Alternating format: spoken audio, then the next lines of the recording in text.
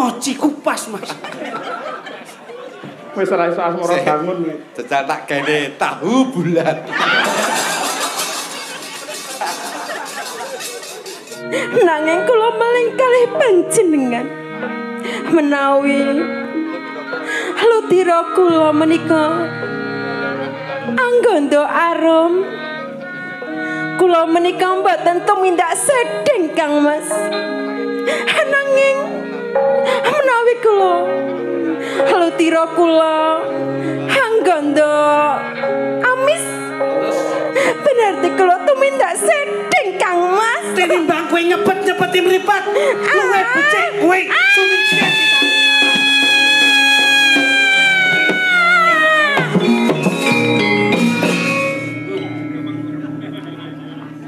Sayang. Mban nek kaya ngono. Sejatine aku ora tresno marang garwaku si Tanjung. Aku tahu apa yang kamu inginkan. Sejatine ya kowe sing tak tresnani. Ora ono liya, ya mung kowe Byung Bang. Juga kamu yang aku cinta. Toko bathukku mbok dirak ya.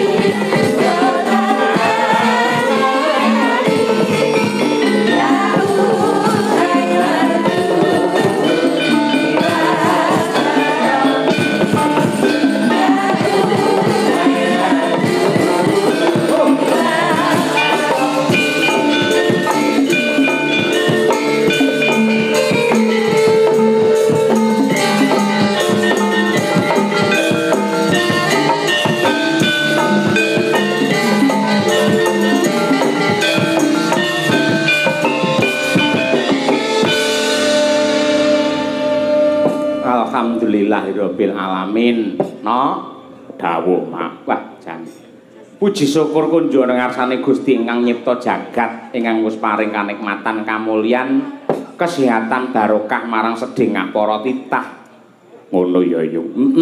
Kaping-kaping mligine ing Kecamatan Babatan awake dhewe isih dipercaya, isih ditresnani karo para warga masyarakat. Mula nganti makaping-kaping awake dhewe sowan dan Ponorogo khusus ing Babatan. Ya. Malah bengi iki dipun timbali dening pepunden kula Bapak kami tuwa, Bapak Sukamto sekalian Ibu Pujiati ya, Mak. Ingkang lenggah ana ing Karanggayam Trisana Babatan Ponorogo. Nggih. Ya ngene iki lho, Nduk, sing apik, Piyai Sembodo, Piyai duwe tekad sing kenceng, duwe niat sing gembleng ya kaya Pak Sukam. Ngono. Apapun yang terjadi yen panjang ngersake ngurip-urip marang budaya, nguri-uri karo wayang, mbuh piye carane mesti ditindakake. Ya apa? Monggo jane daleme kae nuwun sewu halamane pamane nggih wayangan kuwi ya kurang cukup ya, Mak. Mula ri palungguhan iki ya aneh to iki. Biasane ade wayangane siji ning lapangan, loro ning tengah dalan. Ning bengi iki awake dhewe ning tengah sawah.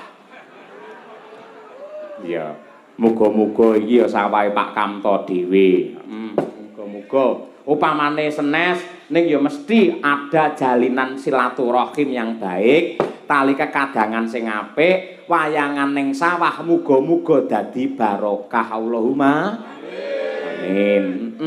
Mula nang kene iki kewane iki pirang-pirang, Nduk. Masa endi sing nyamuk, endi sing kepik, endi sing apa, nganti ana sing nekat mlebu ning jero jarik. Ha iya, resikone dadi dalang ngono kuwi. Ora apa-apa. Nek ya kuwi lho kaya nekat men mlebu. Moko lek dikukur ya saru, lek ora dikukur kaya nekat ae dhek. Iya to.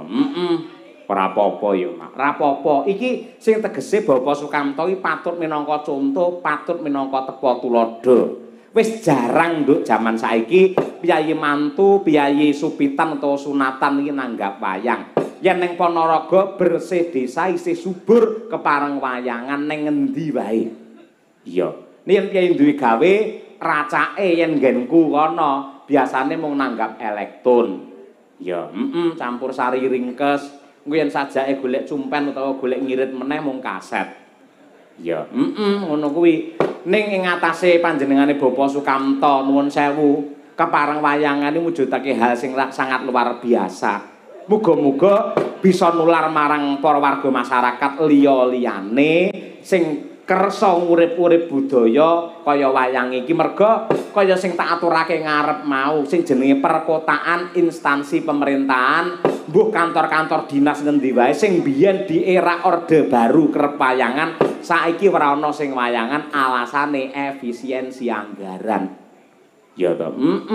Yen Pak Kamto ora kenal ki efisiensi pengiritan iki ora kenal Pak Kamto. Sing baku tetep wayangan pira regane yang mesti dibayar mergo untuk ya kuwi nyenengake warga masyarakat supaya paring pangestu panjurung marang temanten kekalih. Nenggih Roko Mas Bagus Arizal Anas ST karo Mbak Yuroro Dinda Malema RJK Kencana Ayu ST.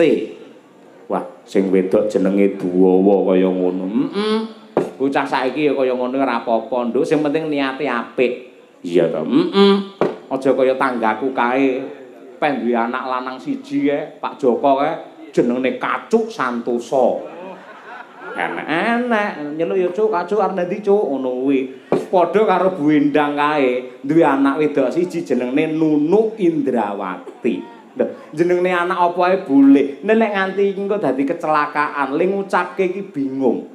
Upamane si Nunuk numpak sepeda motor kolor, terus si Kacuk numpak sepeda motor kowetan ning prapatan rano bangjone padha bantere, tabrakan bries ngono kuwi. Sapa kae sing tabrakan? Anu Nunuke Bu Endang ditabrak Kacuke Pak Joko. Lah ngene malah ora kepenak. Iya, ki asmane temanten kekalih ya apik. Kaya ngono kuwi.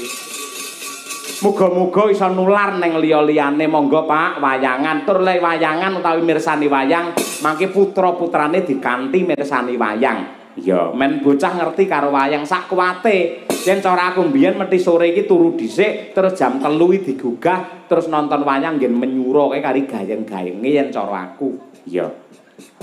Men ora kepaten nobor wayang tetep ditresnani karo akeh, ora kok mergo aku seniman dalang, terus wayang ben eksis aku ben payu ki ora. Ora. Wayang ini milik kita bersama, semua warga masyarakat mempunyai kewajiban untuk melestarikan. Ya, mongko jaman sing wis kaya ngene lho Nduk, golek sandang pangan ki angel kaya ngene, pemerintah gawe kebijakan sok-sok ya malah bingungke masyarakat, gawe kebijakan malah gawe rekasane warga masyarakat. Ning tekad suci dari Bapak Sukamto untuk memberi hiburan dan mengangkat seni budaya wajib diacungi jempol. Tepuk tangan untuk Bapak Sukamto kami tuwa. Hebat, sangat luar biasa.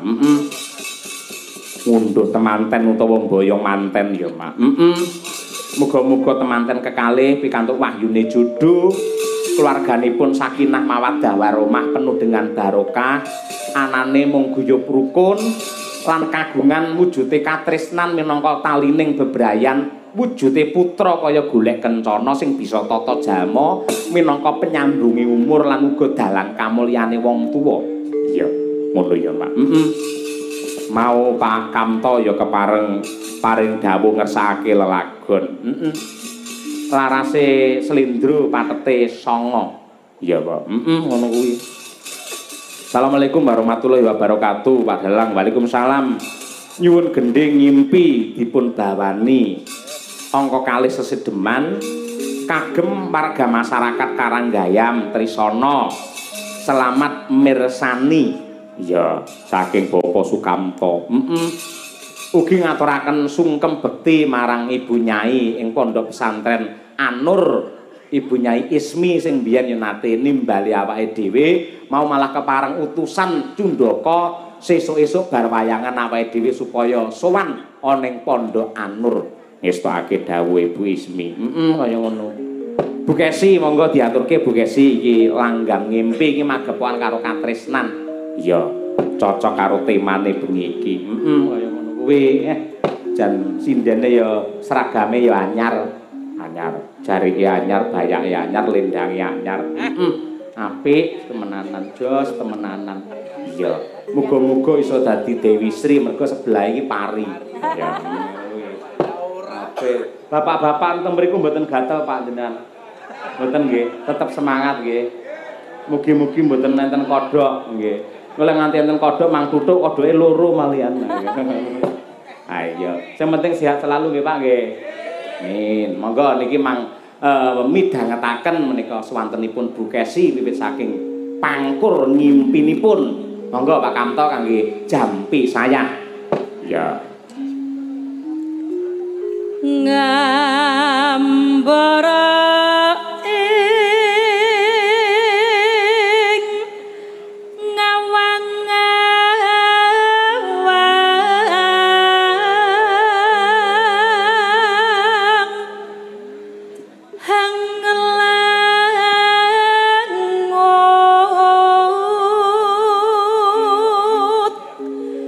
bebasan tanpa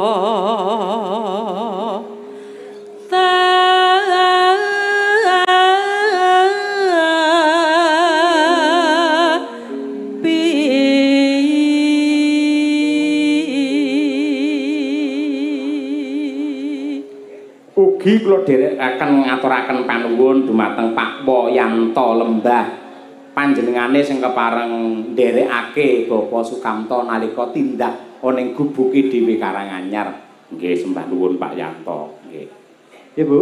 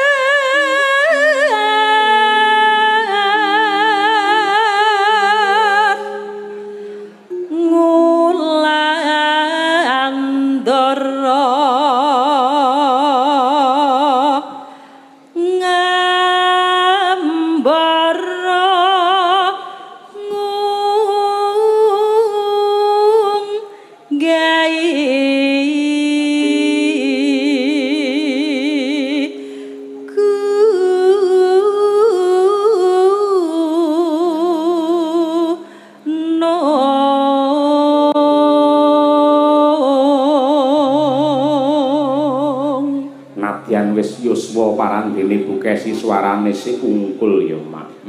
Terus suarane landung. Mergo pancen diopeni olahragane ya ora keri. Ben landung ngono kuwi olahragane apa? Yen bukesi kuwi renang kok. Renang. Yen prei muni ning kolam renang ngono kuwi ya. Ning dhek yen renang roh aku ki isin.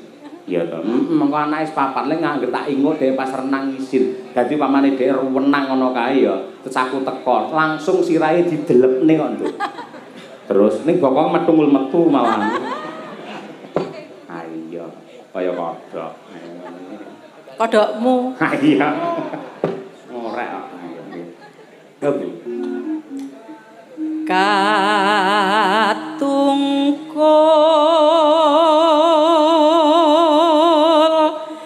ngumbar gagasan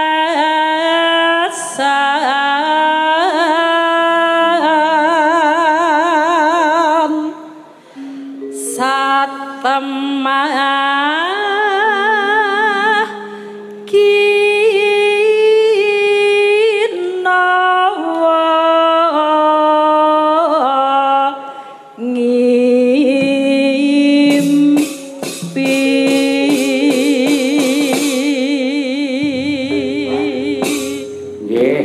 Monggo sak langgamipun buke gelar pamayang. Yo.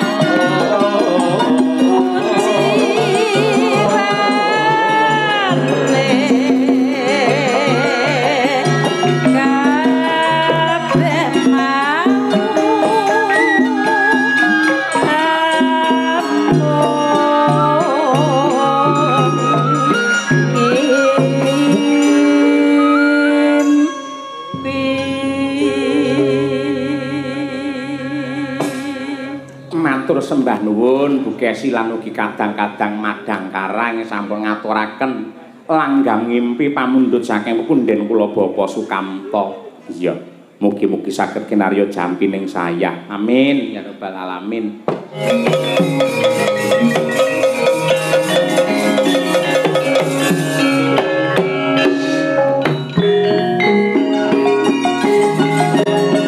Kawula nuwun sewu sagung para lenggah kakung Jawa Putri. Pinanggih malih kalian paguyuban ketoprak Madangkara ingkang sowan wonten laladan Trisana babatan Ponorogo. Dene ing dalu samangke jumbuh kalian hajat niatipun Bapa Sukamto ingkang miwabda putra Marga Siwi. Magepokan kalian kasedhian lan katresnan pramila ketoprak gaya baru mempersembahkan lampahan Sri Tanjung Sito Pakso.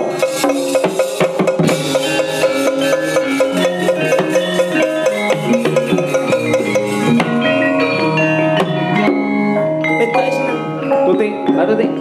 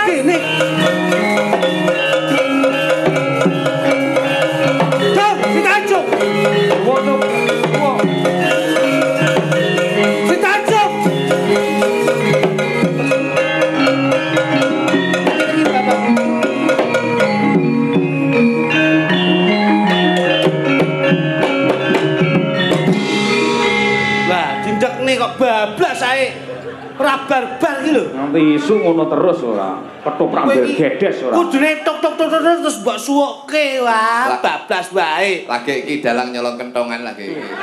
Lah ora ngono ora ndak kok suwok-suwoke mesakne sing nabuh kuwi ora. Ora mandek rame iki mekaten rame ya. Panjenengan serempet njur suwuk. Oh iya. Nah, aku kulino ketoprakan kok dikandani. Iki gatekne tuk ngentongi ngene iki. Ale enak ngene iki. Siap.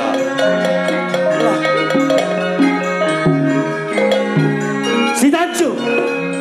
Kang Mas sendika dawuh Kang Mas. Enak ngene iki. Ing papan kene aku keprungu kabar surang penake ning taling aku. Si Tanju. Kabar menapa Kang Mas? Penak ngene iki. Aja nganti kowe gawe gelaning penggaling pungkas. Saestu Kang Mas, kula mboten nate gawe cuwuk panjenengan. Saestu. Kang Mas, rewangi golek tumbaling plojok. Njur ana kedadian sing ora kepenakake ana ing penggalihku. saestu kula mboten mangertos karo panjenengan kedadian menapa Kang Mas.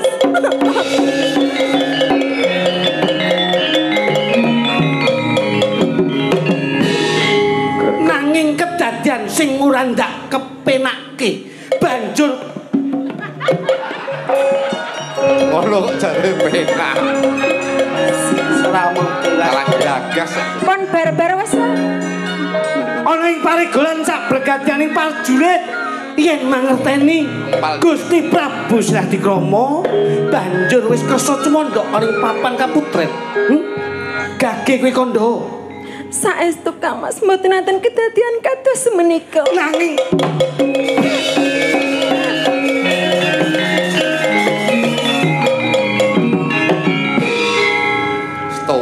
dolanan kentongan malah. Ben greget ngono lho. Greget kene omong tak tuk. Kene iki ben omong sik ora ngomong tuk tak tuk jan ku. Seswa budaya. Tapi ngene jenenge kekerepen kentongan elek. Bah jenane ngrusaki gawean kok Mas. Tak kira ki ya mboten bleset jenane. Diajeng si Tanjung. Lho. Malah dadi tukang parkir. Nek Pak Yoyo kayak tukang parkir to. Sebenarnya jan iki anu Apa kuwi? Anu kok cah cilik sih. Wong semprit-semprit aku dhewe lho ngopo lho. Ah dhewe iki ning kene ngomong iki lho. Ning ketoprak biasane sing nonton akeh parkire akeh kan dicotong iki sempritan. Butuh kok iso. Diajeng Ben tertib. Sik. Bos. Woi, sapa tak? iki lho. Ya gone Mas. Langsung nguyuh kono penak. Nek kok arep pipis. Udah stokne ngurusi ya gone Mas. Penting ora ditunggone kok. Diajeng si Tanjung. Sendika dawuh Kang Mas. Yen nganti ana kedadian sing bakal gawe wirangpun Kakang, ora bakal aku meni pangepura marang kowe. Diajeng si Tanjung. Saestu Kang Mas. Kula mboten nate tumindak neka-neka. Kula menika wanita sing bekti kalih priya. Kula menika priya sing wanita sing setya kalih panjenengan. Nanging kedadian sing ora ndak kepinginake. Banjur kowe tumindak sinisian. Andung katresnan, Aja kowe goro ana sing Pak sak pangku. Kang Mas menika namung isu gosip sing mboten bener Kang Mas. Niku namung isu tiyang sing mboten seneng kalih kula Kang Mas. Waalaikumsalam. Kula saking Dispenduk Capil. Dinas Pendudukan. Nggih, ngaten perlu napa Mas? Badhe anu nyun sewu ngecek KTP. Nyapa kok nggih KTP berarti. Salah kok bener. Udah kentong ana. Si Tanjung. Kentong ana to, gendang tuk-tuk ngono lho. Pak, sawimu kok iso. Si Tanjung. Ing papan kene aku bakal niti pirsa. Tenan apa ora? Mboten saestu Kang Mas. Saestu kula mboten tumindak neka-neka kula mboten sedhing. Ndak rewangi golek tumbaling projo. Emas telung plengkung, gumulung telung gelung nanging kowe malah njur penak kepenak tumindak setting Diajeng si Tanjung. Saestu kula sumpah kalih panjenengan. Kang Mas. Dramu. Kang Mas. Dram. Kok iso ngene iki des. Nika napa Kang Mas? Kang Mas, kaya apa suara apa Kang Mas? Kaya aku wedi Kang Mas. Apa kowe? Aku wedi Kang Mas. Dalang anu greget ya. Ben ketok angker lho. Pak Yoyo ki kok duwe properti apa-apa to iki? Masa aku dipadake setan. Dolanan lah apa, kang tunggu situ sekolah. Jenengane ganggu ae kok Mas. Kok iso. Ayo, mana tuh? Awakmu tuh. Dadi mban kono. Ora. Si Tanjung. Dewa Ayo, Rene. Kang Mas. Rene. Kang Mas. Kowe tuh minta setting apa lho? Mboten Kowe tuh. Sik. Des iki bareng. Des ngono lho, Bos. Peh ngono ketut madang kara lho ya. Ketut lho bos e dhewe ya kaya ngono. Nyapa nyampluki aku tenang kok. Dolanan to, ingine. Si Tanjung. Nggih Kang Mas. Ndak takoni sepisan maneh kuwi kondo bloko ya Dajeng. Nggih kula bloko kalih panjenengan. Kowe tuh minta setting apa ora? Mboten Kang Mas. Piye? Kowe ra kondo. Joki. Iki lho sing kene lho. Sing ning dhuwur kok des ki ngopo? Kowe Kang Mas. Biar Mas. Saestu. Iyo. Saestu mbene wangi aku tombang. Jangan sabar ke Gusti Putri ke kula tata sempat. Jago iki napa tanganku lho.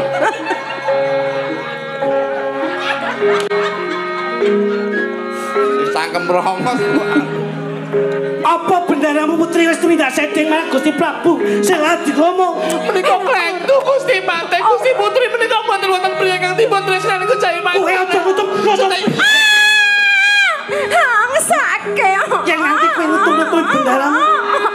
Sake. Aja disio-sio. Saya tak apa malah arepe mbok mii lah kowe.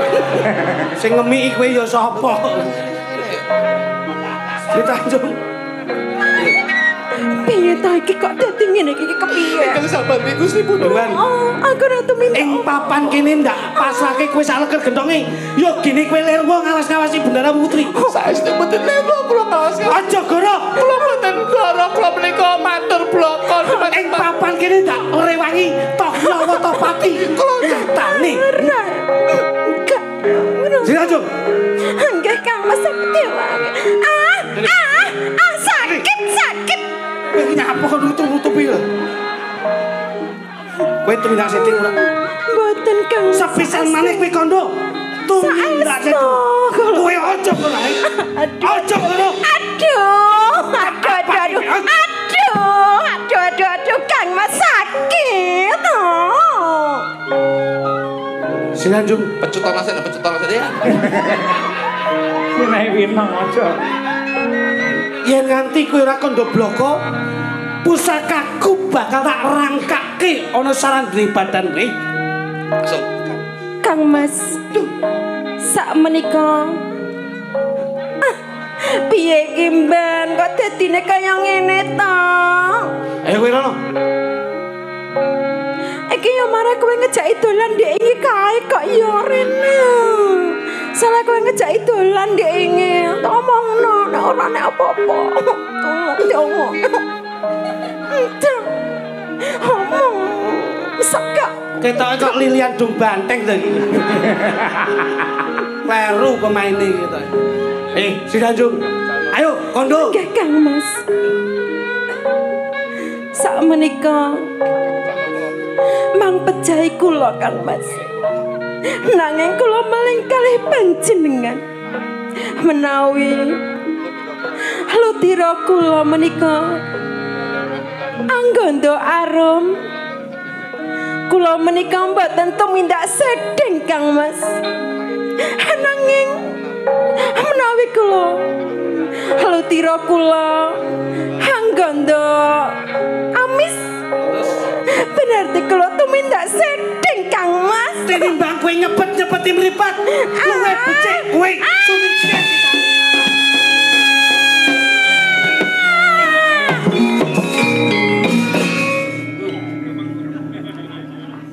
Sayang. Mbante kaya ngono. Sejatinya aku ora tresno marang garwaku si Tanjung. Aku tahu apa yang kamu inginkan. Sejatinya ya kowe sing tak tresnani. Ora ono liya, ya mung kowe Byung Bang. Juga cuma kamu yang aku cinta. Kok bathuk mbok dirak ya ngopo? Kudune ora trima darane dipateni kok. Lho bene mungkin ceritain lho. Si Tanjung, Ceritain iki bakal ndak bukteke sak kabeh kandhamu si Tanjung. Yen kowe kandha ludri manggondo amis, Tetep amis lho kuwi. ateges.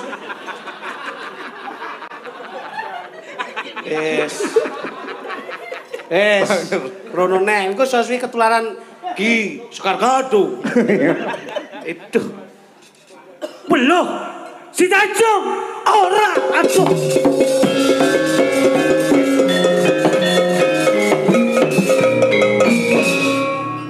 Sing dhuwur anggondo arum. Mudhun sakilan tetep amis.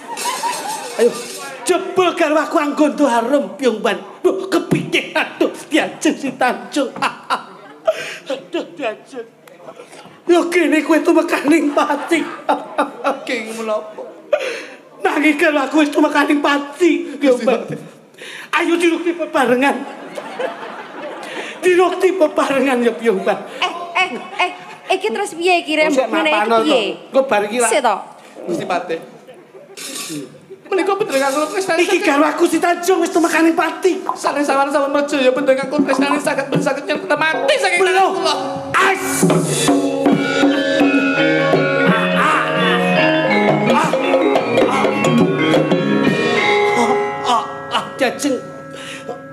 nyusul ning sandingmu Ajeng.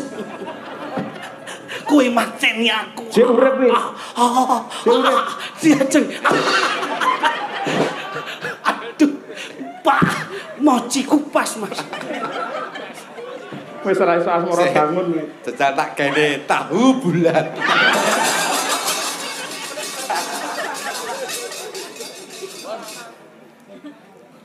Kula mboten saged mati. Lho. Kudune sing jalari patine ya kuwi sing jenenge Sidapaksa kowe. Mongko sing jenenge pati utangi ya pati. Ning niki wau mboten lakon ingkang kados mekaten menawi mboten sunten sutradara ingkang kados jenengan. Lho. Aku mau gawe skenario ora ngono. Kudune kowe mbantu kelawan Gustimu Putri. Ning crita niki mboten bakal tuwuh menawi jenengan mboten damel crita kados katen sutradara jenengan. Lah karep piye? Yen saged kita mati saking tangan kula.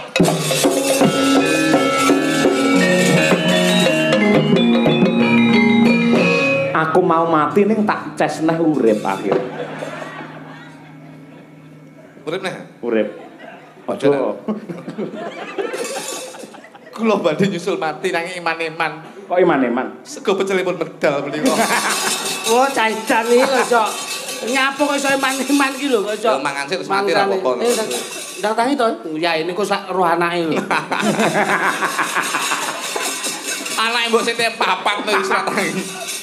Anake ning jaba karo Dik suwi ta, Bu? Lah kok ayah wis iso ngumbah anduk. Iya. Bos, tambah kangen. Ah, nggih. Lah niki kula tak bacutne maos layang nggih, Mas. Nggih. Katur dumateng Pak Dalang Cahya Kuntadi sak rombongan kula nyuwun lagu Sholawat Tombo Ati kalian pepiling sugeng rawuh malih wonten trisana tertanda Ibu Nyai Hajah Ismi. Amin. Munawaroh nggih sing rumiyin nggih nate wayangan. Oke. Keluarga besar Pondok Pesantren Anur Trisana. Amin. Kalah berkah nggih, Gus. Amin. Siap. Nggih. Kagem Pak Po Kamto sekeluarga. Nggih, Pak Mo. Kebahagiaan dan kesehatan selalu terlimpah. Amin. Amin. Pondok Pesantren Anur badhe acara. Nah niki. Pondok Pesantren Anur Solawatan 24 Juni 2025. Nggih. Kalian haul Kiai Haji Jamhari Ghazali Anwar tanggal 12 Juli 2025. Nggih. Tertanda keluarga besar Pondok Pesantren Anur Trisana. Wah. Saking Bapak Latif Sugiono, Gending Podang Kuning.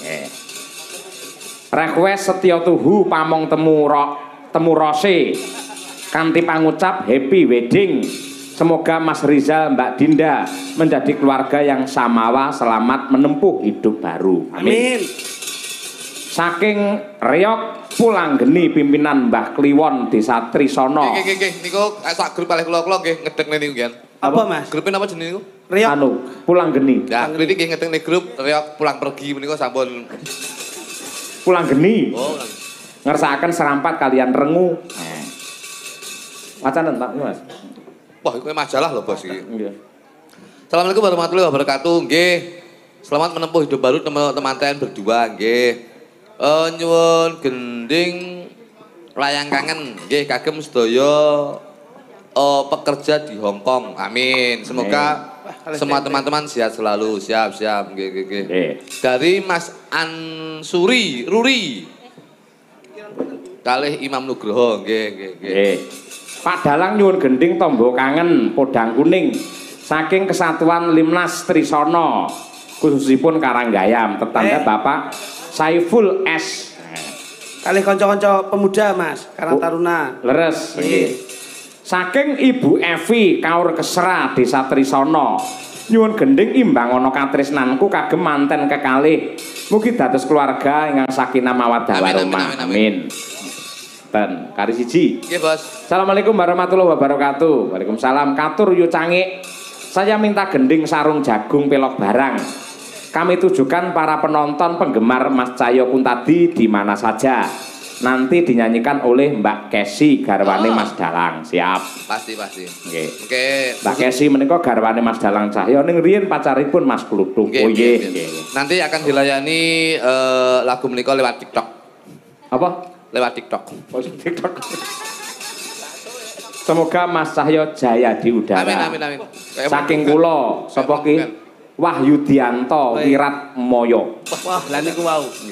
Pamundhute Ibu Nyai nggih. Nggih. Wismi ngersakaken pepeling langsung kemawon kula nyuwun Mbak Dian Munasira, Mbak Birgita Ayu. Nggih. Terus Mbak Triastuti ya Mbak. Siap. Kaya apa bertiga nggih. Nuansa agamis. Islami, religi. Nah nggih ngono nggih.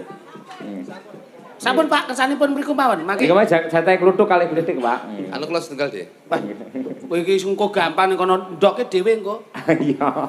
Ndoke Pak Kamto. Aja. Loh, lha engke kulaane sing kulaan Pak Kamto ndoke. Oh, Bu Kamto sing kulaan. Nggih. Ayo. Engko diaturaken langsung kemawon pepeling kunjuk dumateng Nyai Hajah Ismi ing Pondok Pesantren Anur. Dados.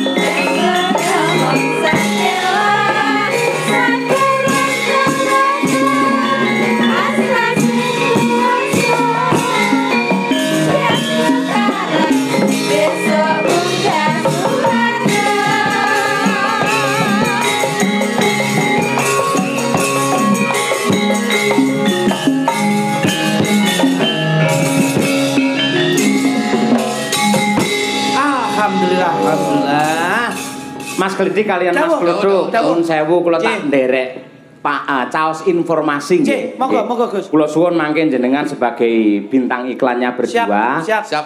Bilih suran kampung wayang yang ketiga wonten ing kampung kula Jaten Karanganyar menika badhe dipun gelar tanggal 10 ngantos tanggal 12 Juli 2025.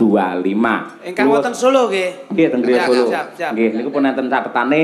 Garapane ngeten, kamera fokus kepada Mas Kritik Kluthuk. Mangke anu Cak Bagus, Ceko tung tak tong ning suwuk terus nika mengajak selesai kalimat balik Ceko meleh. Ngoten niku.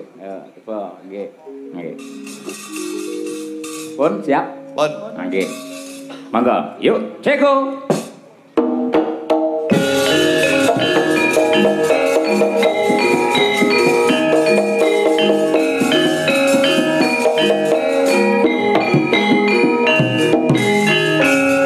Assalamualaikum warahmatullahi wabarakatuh. Manuk kenari manuke manyar. Aja lali sok mben ning Karanganyar. Tanggale pinten Mas? Tanggale 10 nganti tanggal 12 Juli. Acarane? Acarane ya kuwi suran kampung wayang sing ngene iki Sanggar Madangkara. Sanggar Madangkara. Tanggale 10 sampai tanggal 12 Juli. Acarane suran kampung wayang sing ngene iki Sanggar Madangkara ana ing Jaten Karanganyar. Ayo resik bareng, sesuci bareng, wulane wulan sura ngresiki raga lan rasa, insyaallah bareng-bareng gelar budaya. Amin. Yo grutuk-grutuk aja lali tanggal 10 sampai tanggal 12. Ayo rek bareng-bareng.